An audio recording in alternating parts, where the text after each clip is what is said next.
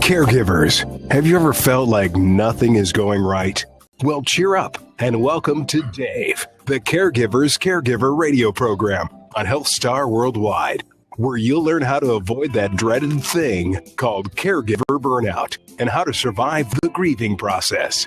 They say that there are only 3 types of people in the world: those who are caregivers, those who will become caregivers, and those who will someday need a caregiver. Join Dave and his guest now and every Tuesday at noon Pacific on Radio Star Worldwide as they share practice tips and tools that you can start using immediately to help get you through this day so you can live your caregiver life more fully and abundantly. Now, here's your caregiver host, Dave Nasani. From Los Angeles at Big LA, welcome to all my listeners out there in Radio Land. I am Dave, the Caregiver's Caregiver, coming to you live globally through the famous Star Worldwide Radio Network. Had to think there for a moment. Yes, folks, I'm the guy who's going to help you and guide you through this very difficult journey called caregiving, and we're going to do our very best to help you avoid that dreaded thing called caregiver burnout. Sounds nasty, doesn't it? Especially when I say it real low like that. We have an exciting show planned for you today, so don't go away. Unfortunately, my lovely co-host, Adrienne Gruberg, who is the polish to my spit from the caregiver space, is feeling a little under the weather today. She has a migraine, so she won't be able to join us. And here in LA, it's like heat wave time, and the temperatures are like 135 degrees. I don't know what's going on, but Armageddon is on its way. But my guest today, you will be happy to hear, is a wonderful, wonderful woman. She is the owner of a home care center, and her name is Tammy Bacco. I hope I pronounced that right. Tammy Bacco. Tammy, are you there? Yes, I'm here, Dave. Oh, good. We'll introduce you later. Just want to make sure you were there. Sure. Hey, if you're new to the show, or we get many listeners every week, especially here on the Blab Television Network, I am your host, Dave Nasani, and this show is to caregivers of every kind. And the one thing we know about caregivers is that they are caring, selfless, sacrificial, all those wonderful, wonderful things.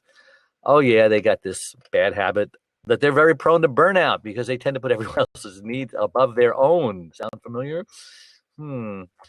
Folks, learn a lesson from the airlines. You know, in the event of emergency, put your own oxygen mask on first before you help your loved one with their mask, because they know from experience that if you don't, you're going to black out and you won't be of any good to anybody, especially that little kid sitting next to you. So it's very important to put your needs first. And caregivers are exactly the same way at not doing that. Now, we also talk about grief and loss here and the devastating effects that it can have on us. It automatically throws us into this other thing called the grief process. Ouch! Just like we needed another thing, huh? Unfortunately, folks, there's only one way out of the grief process, and that's to go through the grief process. You can't go around it. No shortcuts. Can't go over it. Can't go under it. Got to go through it. Sorry. And hopefully we can help you through your grief and your loss if you happen to feel like you're stuck. Hey, just a reminder, you can hear every interview we do here on Blab and on the radio network on my website, caregiverscaregiver.com. That's caregivers with an S and then caregiver without an S.com. And while you're there, take our short quiz to see if you're a candidate for burnout. And just for doing that, because I'm such a nice guy, I'm going to send you absolutely free my first book that I wrote, One Arm, One Leg, 100 Words, Overcoming Unbelievable Hardships, just for doing that. And that's my gift to you. All right, enough of that. Tammy, welcome to the show, and thank you so much for agreeing to this interview today at the last minute. Our other guest just could not make it. So there was something with the heat. And so I called a friend, and then she hooked me up with Tammy, and I'm so glad we do because it's a perfect fit. So welcome, Tammy. Thank you, Dave. Thank you. I really, really appreciate it. I just wanted to really quick just let you know that I don't actually have a center. I actually do provide caregivers to those that are caring for their loved ones and are truly burnt out, or they're not able to do 24/7 care or any type of care for their for a parent or grandparent. So we bring the caregivers into homes where our patients live. So you're kind of like an agency referring caregivers to places where they're needed, kind of like that? Well, I am an agency, but I have my own employees, and we I got it. we manage and we pay them, and we do the entire process for the family so that they can maintain or maybe bring back their relationship with their mother, father, grandparent that they maybe might have lost in the caregiving process. It's quite a drawn out, long, draining process being a caregiver to a loved one. Well, how many work for you? Currently, I believe I have about 30 caregivers on staff. Wow. Yeah, well, we're caring for over 20 clients right now, and that's about our average, between 20 and Oh, good for you. 35. Yeah, so we're doing pretty good there. Like I said, we really do try to reach out to those that are suffering and really do need our help, and whether it's an elder loved one or maybe a veteran that doesn't have family, we try to help him or her with their benefits that they so very much deserve. They have a benefit that could entitle them to possibly get approved for home care at no cost. Yeah, there's a lot of programs out there. A lot of people think they cannot afford a caregiver, but you never know. I mean, if you associated somehow with Social Security or veterans or just Medi-Cal qualified, you don't even realize you're qualified, what other things would qualify someone for reduced or no cost caregiving? Unfortunately, Medi-Cal or Medicare doesn't recognize home care, and they don't pay for home care. Actually, none of the medical insurances do, but a long-term care insurance does, as a long-term care insurance policy, or like I said, veterans care. I'm actually going to be starting a nonprofit home care agency, hopefully at the end of this year, and I'll talk to you more about that when it's closer. But for right now, it's long-term care insurance policies or veterans benefits. Wow, that sounds good. Yeah. So take a moment or two. We kind of rushed into this, and just introduce yourself. Let us know where you're located and how far your services go in the California area. Okay. My name is Tammy Bacco. Again, I own Bigelow Family Home Care. We're a home care agency that not only provide the caregivers for the loved ones and the disabled, elderly, but we also manage their entirety, as far as not just managing their care, scheduling their care and making sure a caregiver is there at all times. We also do all the billing, whether it for the insurance, veterans, or whomever is the pay sources, we do it all completely. We also file the claims, get the doctor's approvals, make sure that they have all the documents they need, as well as the veteran. If they haven't started the process with the VA, we do the process for them with another company that we work with, which is a caveat between the Veterans Administration and the home care agencies, where we could get an approval for maybe at less than 6 to 8 weeks, maybe. Versus the VA takes up to 8 months. There's a lot of paperwork. It gets very confusing for the senior, and lots of times they just quit before they even get an answer because it's just too much. It's too confusing, and it's very easy to get overwhelmed. So we take that process off their hands and tell them, don't worry about it.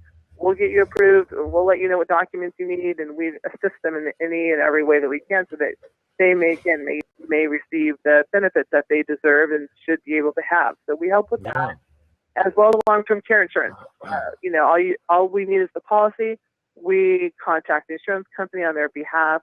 We start the claim. We get all the documents. We get things rolling. So it really is. We really try to make it worry-free for the not just the clients we'll be caring for, but for the family, which they feel very overwhelmed. It's very common for us to come in and everyone's just like, oh my gosh, we don't know what to do. So we try to help with that.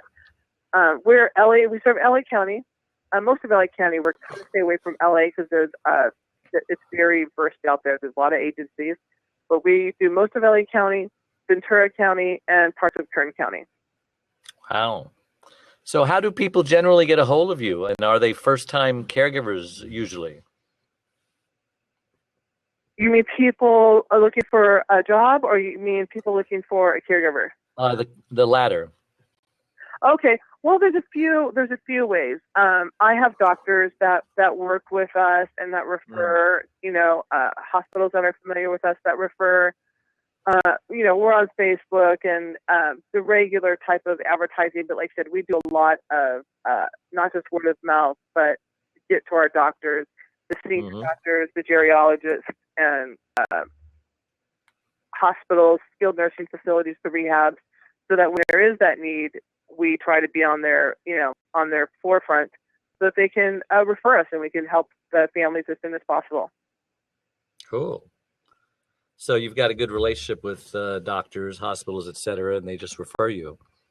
Yeah, that's usually where it comes from. Or like I said, word of mouth. We have a few people that work very closely with the veterans. So as soon as they hear that there's a veteran in need, they'll let us know, and we'll make contact with the veteran, let them know, let us help you get through what you need to get through and begin the process.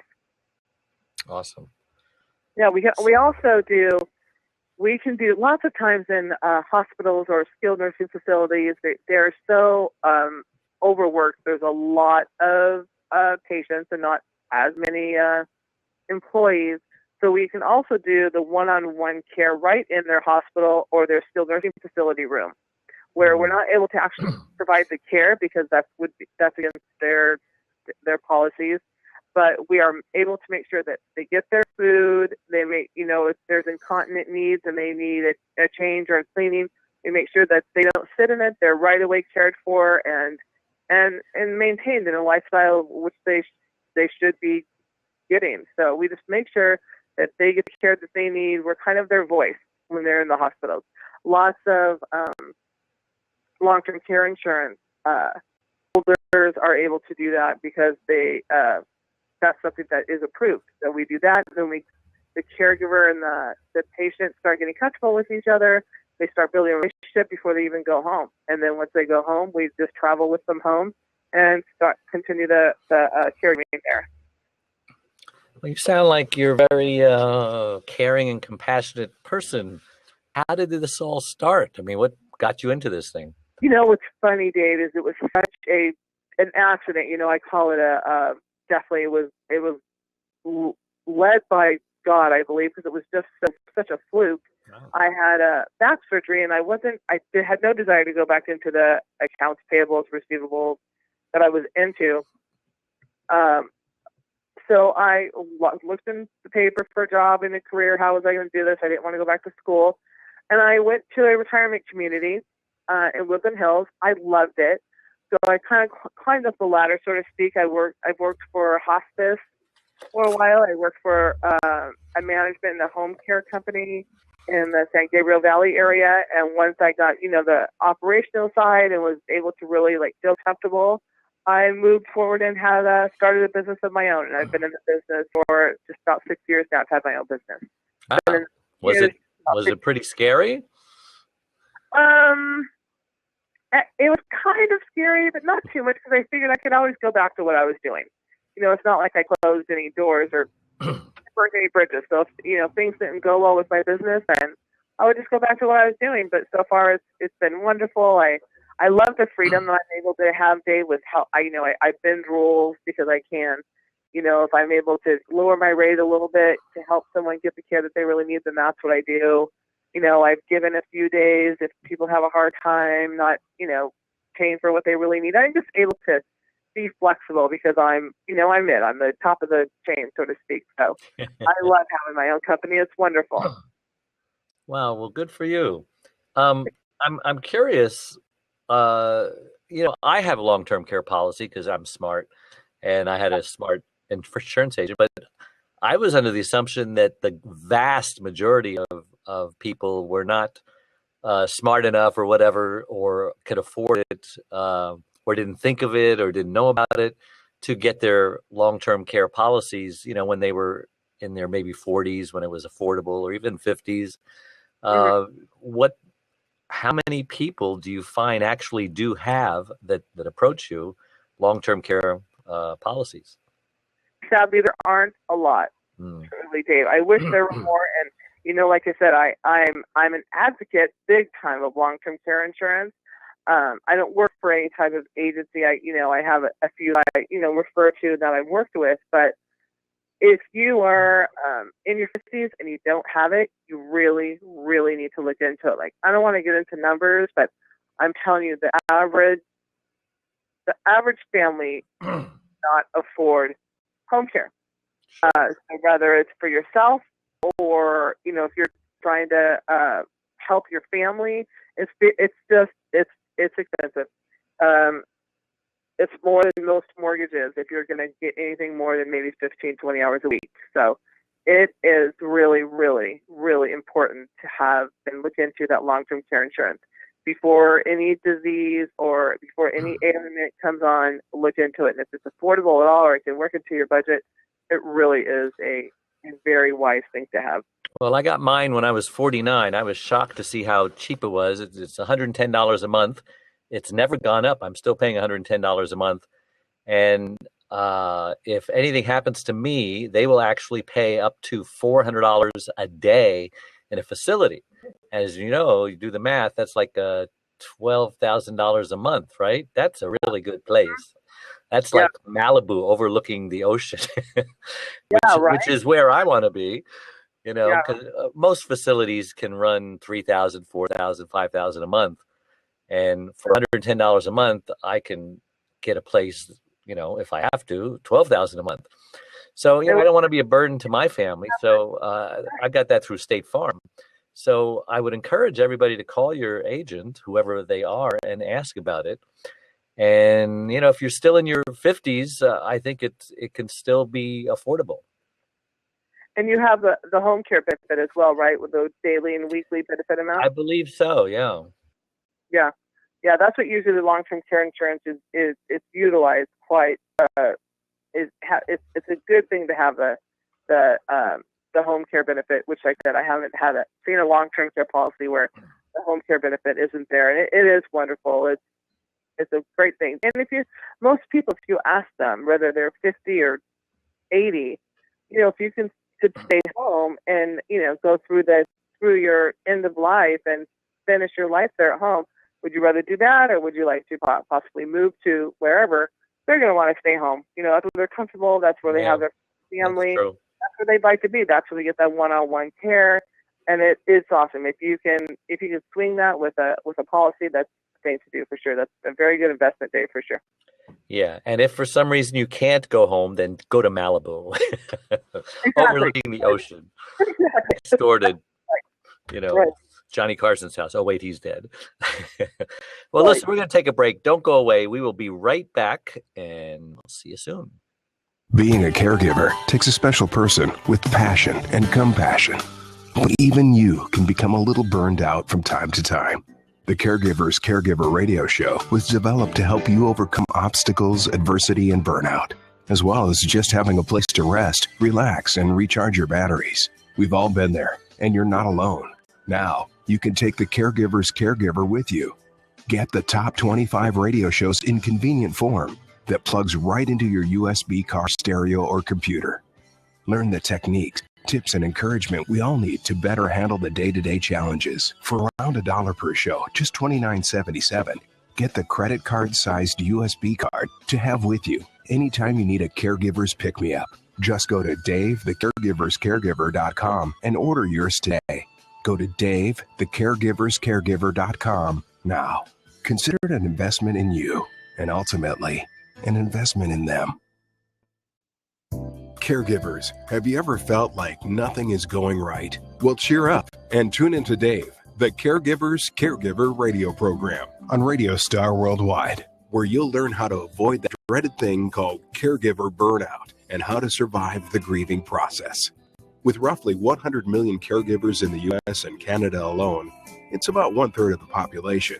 That means everybody probably knows somebody caring for a loved one. They say that there are only 3 types of people in the world: those who are caregivers, those who will become caregivers, and those who will someday need a caregiver. mothers of special needs children, family members caring for elderly parents, spouses, siblings, or friends caring for disabilities such as Alzheimer's, dementia, cancer, stroke, heart disease, diabetes, muscular dystrophy, AIDS, autoimmune diseases. The list goes on. Join Dave and his guests every Tuesday at 12 noon Pacific on Radio Star Worldwide as they discuss avoiding caregiver burnout and surviving grief. You'll start feeling better in no time as you begin to receive practical tips and tools that you can start using immediately to help you get through the day and to live life more fully and abundantly.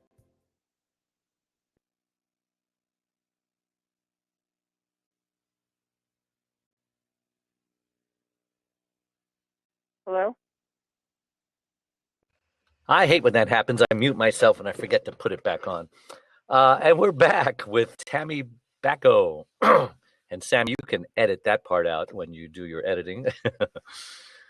Tammy, I wanted to ask you a question. 95%, you probably know this, of people starting their own businesses like you did fail. And obviously you didn't. So what do you attribute your success to, bucking all the odds? It's funny. When I've been asked that question a few times, and I always go to, when you said, wasn't that scary? I have to say, you know what? It really wasn't. But I have been through I definitely worked my way up from, I was a single mom, a low-income single mom, and I survived that. You know what I mean? I got past that. I wasn't, it didn't take me down. I've gone through a lot of life adversities, and I've gone past it. So I just feel like and through the fire. Worst thing that can happen. Exactly. The worst thing that can happen. It may not work out, and I start another business, or you know what I mean? You have the entrepreneur spirit. I do, and I'm not afraid of failing. Failing isn't a scary thing for me. It's not oh my God, what's going to happen if? It may happen, and that'll be okay. I would get into something else, or see where life takes me, but it wouldn't take me down. That's a big part of it. A lot of it too is I really, really try hard. This is kind of such an old golden rule. I really try to treat my families like I would want to be treated if I were in the same position. Yep. We are a 24-hour service, and that's lived up to. We don't just say we are; we really are. You can get in touch with us 24/7 through telephone. If you need to start service right away, we can do that. If a caregiver doesn't show, we have an automatic notice that lets us know that there's a caregiver that didn't show, and we either make sure that the caregiver didn't clock in or forgot, or what's the situation so that we can replace. We have a 24-hour staff. We're just ready to go, and we really try to treat everyone with the respect and the love and care that they deserve. They come to us usually exhausted, after trying it themselves, or just overwhelmed, and we do our best. I do my best to really treat our families like family, and like I would want to be treated if my mom or father needed this kind of care. And I realize that the trust that they put in us, with us, and I appreciate that. So I just really try to keep it real. If I needed a caregiver, which, they say there's three kinds of people in the world, the caregivers, those who are going to become caregivers, and those who are going to need a caregiver, and that basically covers everybody. I would want someone like you to either be my caregiver or to find me a caregiver, because you get it. You know what it's like. I mean, there are facilities out there, and there's nothing bad with facilities, except that 9 out of 10 of them I wouldn't put my cat in. So you really have to go looking for a facility if the time comes when you actually need one. And then other caregivers are making promises that they can't keep, like, oh, I'll never put you in a facility, I'll never put you in a nursing home, I'll never put you, But you know what? The day will come when, if you don't, you will die because their level of care will exceed what you're capable of giving. And because of some promise, good intentioned promise that was foolish that they made, instead make promises, redact the promise you made that was foolish, and instead say, I will promise that I will always give you the best level of care that I can, regardless of where it comes from, and that's a better promise, I think. Yeah, too, there's misconceptions on how much a caregiver is able to do at home. I thought they could do everything. They really can't. And what we aren't able to do legally, we work with a home health company. We're partners with a couple different home health companies that we work great with. So we assist with PT, but they do the RN visits and the comfort care as far as prescriptions and things like that. But we have seen a number of clients go through their end of life with us, and they go through the end of life with a caregiver that have loved them, and they have loved for maybe 2, 3, 4, 5 years. We've had them really for that long at times. That's good. And they are truly part of our family. We love them like family. We are sad when they go, and they're able to stay at home, right? So, then, we either partner with a home health or we'll partner with a hospice maybe if they need to come on board. But it can definitely be a long-term care plan. And it's nice when, when the family and the caregiver as well as the patient feels good and they know it's someone that they can trust and they're comfortable knowing that, they're on their, maybe last month or days, but they're comfortable and they feel good and loved, and it's a great feeling, and we get a lot of families that are really appreciative for my caregivers and the bond that they form. So it's cool. It is a great thing because my mother just passed away last September. She had dementia for several years, and when she was finally had to go in a facility, assisted living, and then she needed to immediately go into hospice, and that facility didn't do hospice. But they hooked us up with a partner who was really, really nice and just like them. And it's so nice not having to, just start all over to go from a facility to a hospice, because the people there were just as nice as the people in the assisted living. And it was just a very special thing to just go from, the beginning of your journey into a facility or into, Alzheimer's or dementia, and then go into hospice and have it be like one smooth flow with seamless transition. Excellent. Exactly. Yes, I agree. Yep. Dave, I also wanted to mention when I was listening to your commercial time, we also help families that do have special needs children. And there isn't an age factor there, whether it's the young adult or the teenager or the young child. We help with that as well.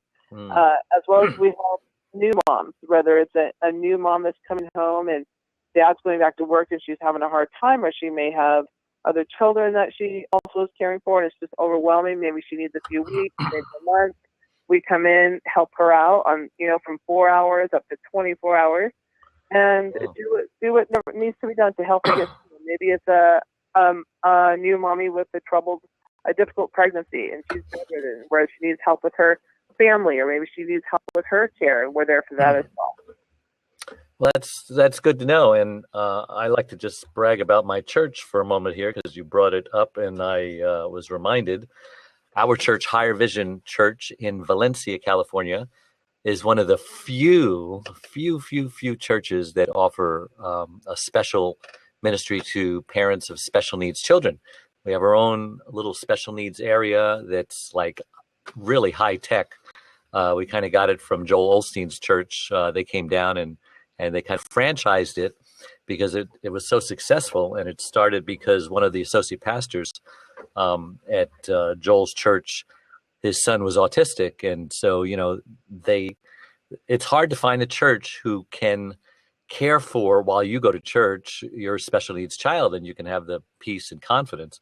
And so we're in the process, I and one of the associate pastors, to get a caregiver support group for those special needs kids, because a lot of times, as typical caregivers, they're just not getting support, and they're just kind of pulling their hair out, and they just kind of,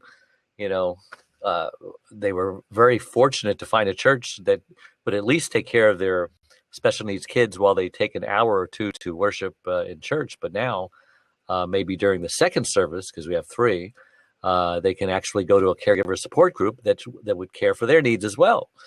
So I would encourage other churches, to get on board with that, because it's a big deal. Yeah, absolutely. Another thing I wanted to mention, when you on your commercial, I noticed that you said help with Alzheimer's and dementia, as well as grief support. Mm-hmm. Lots of times, just when a parent is starting where the disease is really taking effect, Alzheimer's and dementia, that also is, I find, I'm not only just friends of mine, but other clients, they really go through a grief process as well. They feel like they're losing their parents, although, physically they're there, but mentally and emotionally they're starting to lose them. And it's very hard on them. It's very hard emotionally and mentally. You feel like you're losing your parent, although, he or she may be standing in front of you.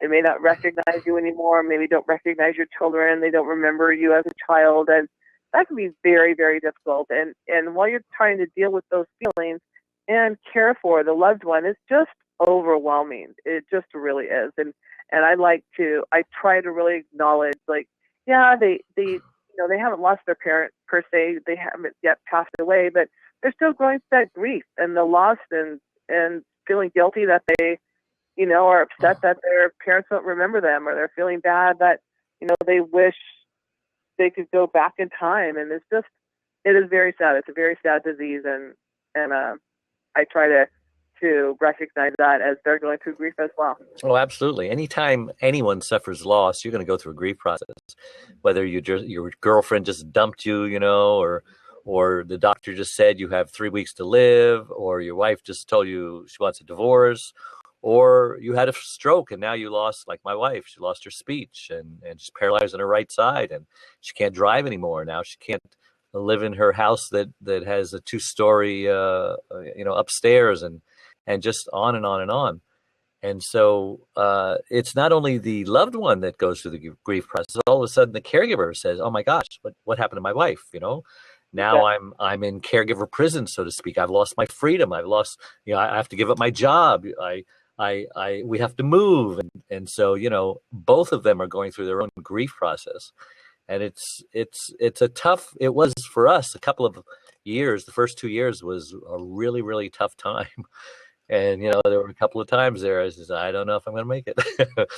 But thank God for support. Support groups are so, so important, because it lets you know you're not the only one going through this. Others have done this and have survived, and in fact survived marvelously. And my wife is a perfect example of that, because even though she can't speak and hasn't spoken in 20 years in sentences, and she is paralyzed on her right side, she has the best attitude of everyone. I mean, she makes us normal people look like whiners and complainers. She just has a smile on her face, and anyone who meets her is profoundly affected by her. That's why I wrote the book, One Arm, One Leg, 100 Words, because they were just memoirs of what we've been through. And people just need to know that if we can go through this and survive with a smile on our face and faith in our heart, so can you. Exactly. That's a great story, Dave. Thank you for sharing. So we're coming up on another break. Why don't we take that just a few minutes early, and we'll be back, and don't go away. One arm, one leg, 100 words. Overcoming unbelievable hardships is a touching story about Charlene, a stroke survivor. Back in 1996, Charlene was a healthy, normal, very active 52-year-old woman whose amazing talents resembled that of both a Martha Stewart and Wonder Woman. But all that changed when she suffered a massive stroke that left her severely speech impaired and paralyzed on her right side. She met her husband, Dave, 21 years earlier. They had a wonderful fairy tale storybook-like courtship that soon culminated in their marriage. Charlene had just come out of a marriage where after 10 years, she received 2 black eyes and a broken nose by her former husband when he came home high on speed. Charlene believed in no second chances of any kind for abuse, so she left. Finding herself all alone in the world with her 5 and 10-year-old daughters, Cynthia Lorraine and Deborah Lynn, she started raising them by herself for the next 2 years. Then fate brought them all together. After falling in love with Charlene, Cindy, and Debbie, their love then produced Rebecca. They all had a wonderful, normal life for the next 20 years.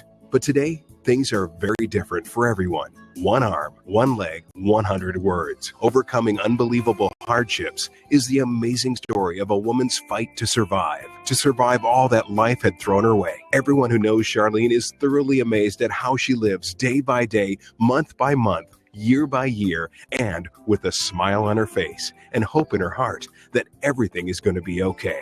Her faith in God is her foundation in this hope that everything happens for a reason, and what doesn't kill her will make her stronger. She inspires everyone that meets her. Best-selling author Lynn Barrington says, "If you think you have it bad, read this book. This is a beautiful, genuine story from the heart. It is inspiring and easy to read. When you finish this book, you'll be able to look at your concerns in a new light."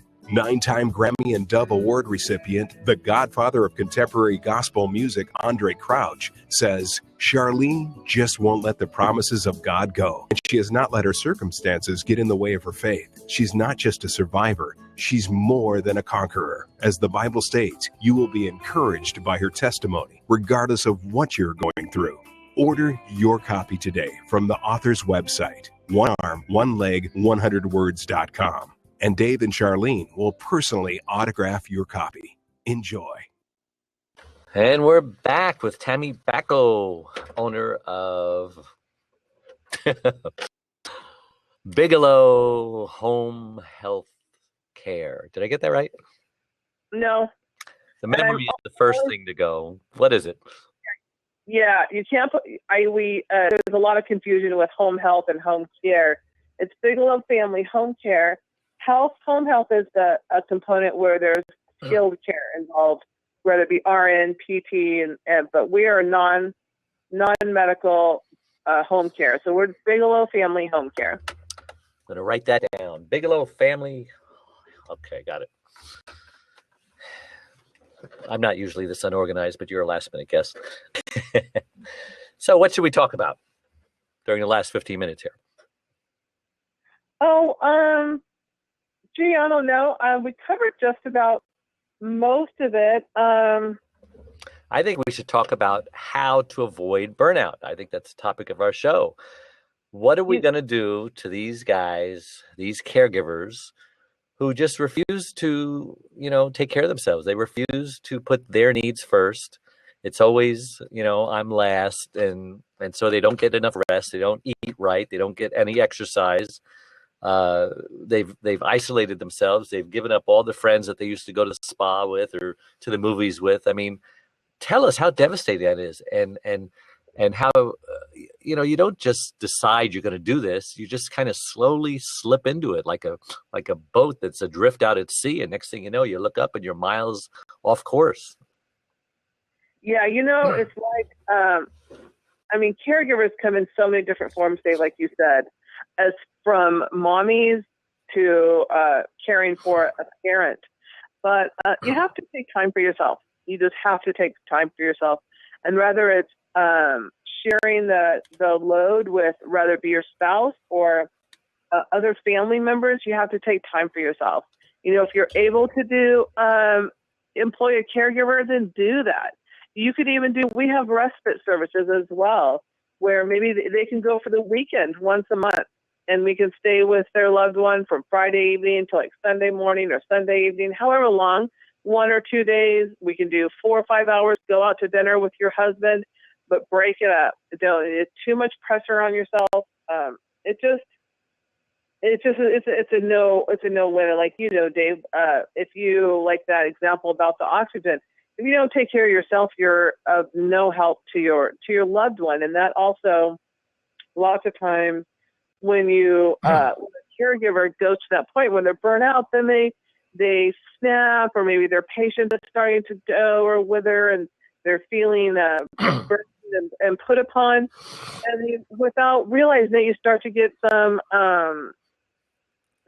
bad feelings. You start to get resentful of your loved one that you're caring for, and you don't want to do that. Right. And that is strictly because they're not taking care of themselves.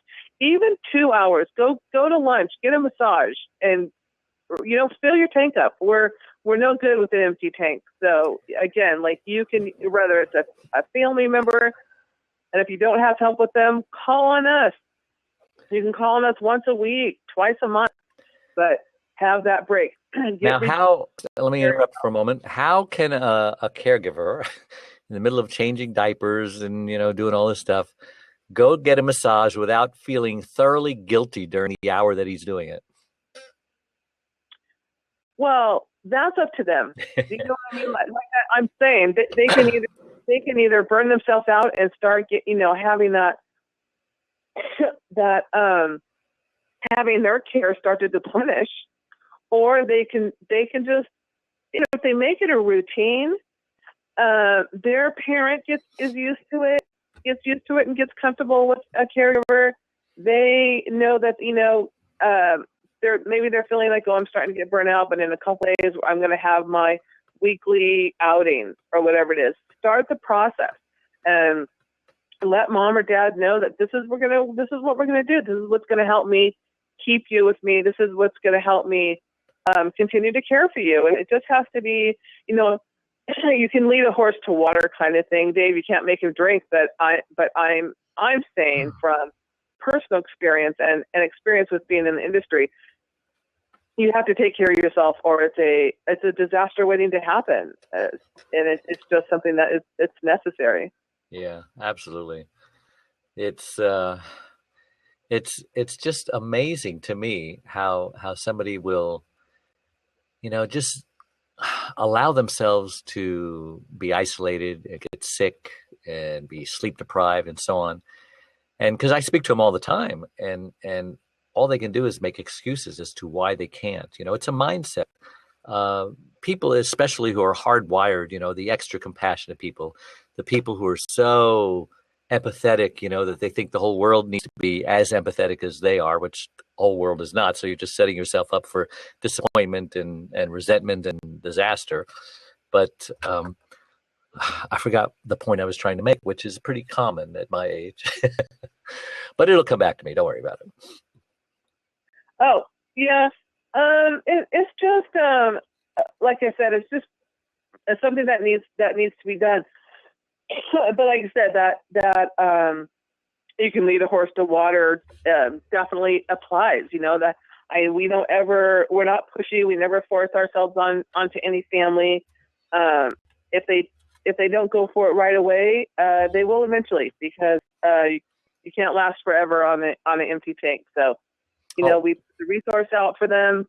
They know they can reach out to us whenever they're feeling it. So we turn the light on, so to speak, and hopefully they find their way back to us if they don't grasp right away. I remember what I was going to say. See, I heard that if you have dementia or Alzheimer's beginning, that if you forget things and you can later remember them, then you're safe. That if you forget them and they're gone forever, then you have something to worry about. So I'm okay still. But our phones, right? How many times has it happened to you? What? Whatever you need to tell yourself. So I know it's happened to all of us. We see, 50%, and then the next time we see, oh my God, 20%. I got to get a charger. Oh my God, 3%, and now it's flashing red, and you're talking to somebody very important. Caregivers do the same thing. They wait until their battery is like flashing and saying, danger, Will Robinson. Try to give yourself a cushion. Start doing something at 20%. Don't wait till you're in critical, put out the fire mode.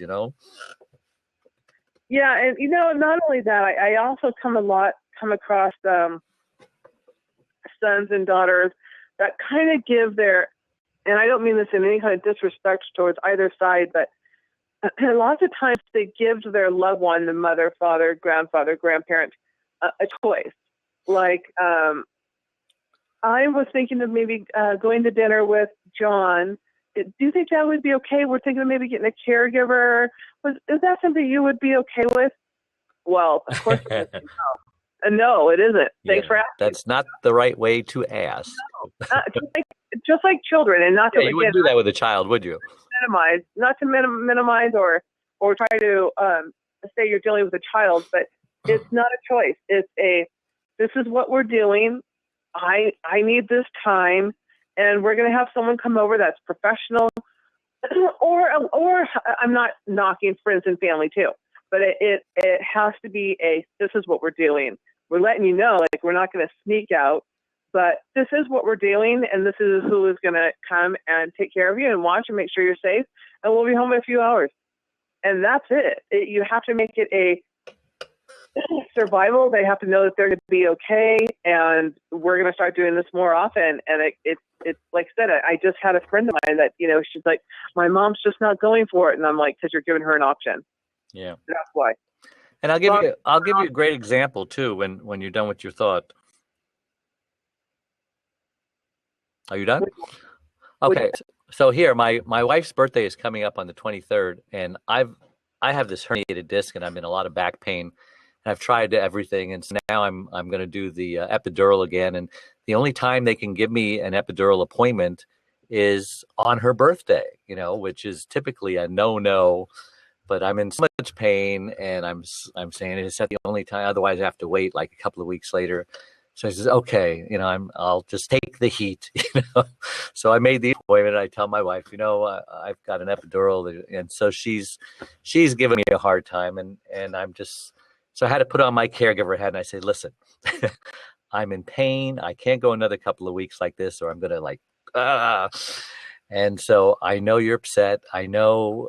So if you just need to cry and get it out of your system, there's nothing I can do about this. I've got to have this done, because I've learned over the years that, she's a wonderful person. She's a very caring and giving person. But since her stroke, and anyone who's had a stroke, it makes you very self-centered and self-minded, and it's all about me, the person who had the stroke. And that's not, putting that person down. It's just, you are the most important person in the world, and your needs are the most important person in the world, because, you can't speak, you need help, you're kind of an invalid and at the mercy of others. So I get it.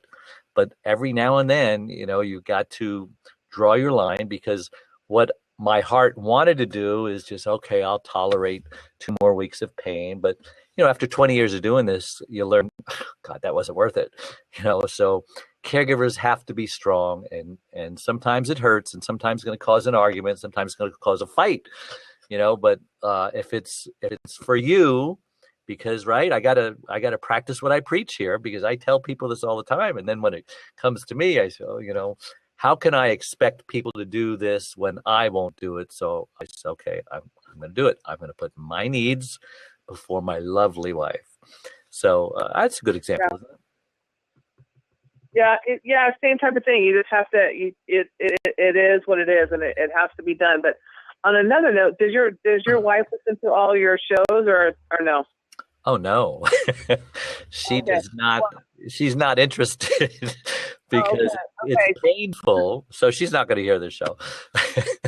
It's painful to her, and she won't go to a stroke support group either, because those people aren't normal. She wants to feel normal, and if you're around a bunch of 80, 90-year-old stroke people who look like they've got one foot in the grave, and I say that, and don't send in cards and letters, I'm sorry, but so many stroke support groups, she had a stroke when she was 52, very really young. And so it's hard to find a stroke support group with really young people. Most of them are, 90, 80, and just can't relate. And I mean, who wants to be around people like that when you're still young and vibrant, even though you have a disability? So she really doesn't like to, she just wants to stay around normal people and do normal things and believe that she's normal. And I get it. Well, what I was going to say was, maybe you can have something delivered on her actual birthday when you're not going to really be able to do anything. Have something delivered to her home, and then make a special plan with her a few days after her birthday, so that she knows that it's not just forgotten about because you have this procedure that you want to do on her birthday. Oh, and I already did that. I says, we will celebrate it on Friday, the very next day, Right.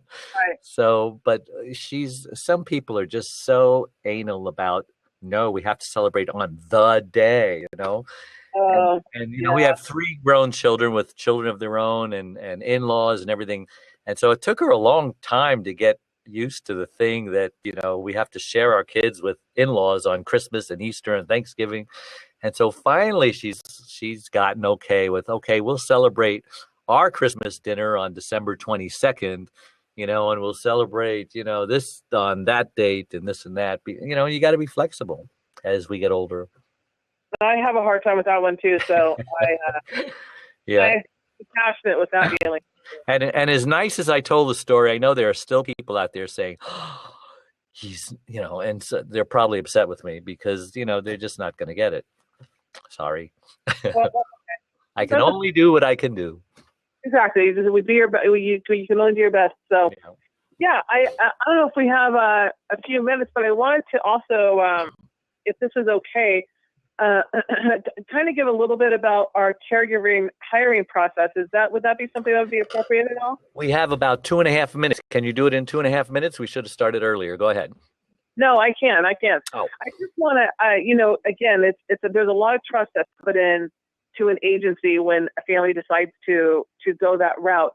And I just wanted to let your listeners know that we go through a very strict hiring process, not only just through the Department of Justice, but we do fingerprinting process, drug tests, not only at the time of hire, but we do random drug tests throughout their employment with us.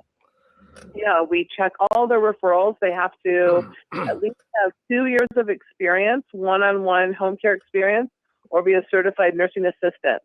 And we not only do, and they need to have that, we do continuing education throughout their time of employment online, where they go through classes online, take a test, and get certified. So we really do take this very seriously. Our caregivers aren't just anyone off the street that wants to make a few bucks. It is a process. We don't hire everyone that walks in our door.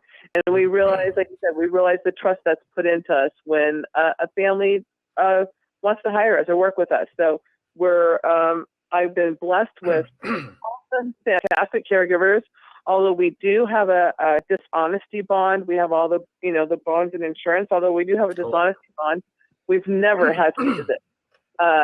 We've never even had an allegation of stealing or something suddenly coming up missing. So it's just been fantastic. I just feel I'm where I'm supposed to be. I'm doing what I'm supposed to be doing. My caregivers are in the right place, and it's just been a great journey. And so tell us how someone can get a hold of you if they're either a caregiver want to work for you or they need a caregiver.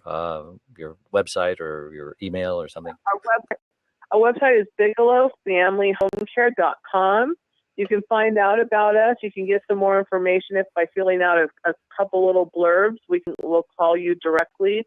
Caregivers also, there's an application on there on our website, as well as they can call for an interview at 661. I got the Dave-itis just now. 661-526-7694. That's our direct line to our office. Okay. Listen, don't go away. We're going to end the audio portion of the show, and we'll go on for a few more minutes afterwards on the video portion. So, everybody, thank you. We'll see you again next week. Bye-bye.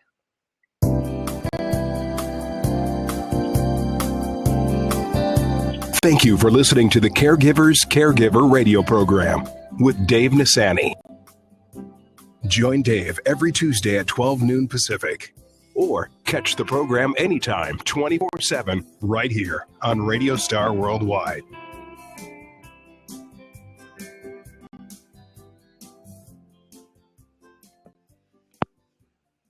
Are you there?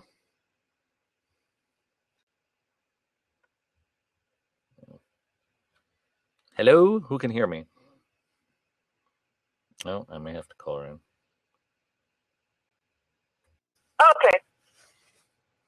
Okay, we're back on the video portion. What were you saying, Tammy, that I interrupted you? I was just finishing off with, we are always looking for experienced, trained caregivers. So you can go onto our website at Bigelow Family Home Care, BIGELOW, familyhomecare.com. You can get more information. You can request more information. Our phone number is 661-526-7694. For more information, if you want to think about partnering with us or hiring us to help your family, or if you want to consider working with us. we're a great company. I appreciate and I take care of my caregivers and my office staff. I have a wonderful, wonderful staff. And like I said, although we carry the dishonesty bond and we're licensed, funded, insured, we've never had to use that or file a claim because our caregivers are honest and straight, and we have never ever had a problem. So I'm blessed with that, and I feel proud to be able to say that after 6 years. I've had one employment lawsuit, and it freaked me out. And my attorney says, "This is the first lawsuit you've had to deal with in 6 years." And I said, "Oh my gosh, is that good?" And he said, "That is really good, and you should be proud of yourself." I'm like, "Oh my gosh, I don't know how people do this because it was so stressful for me." But it really made me feel good about the company that I'm running. I run a straight ship. My caregivers are honest and great, and so that was a good feeling.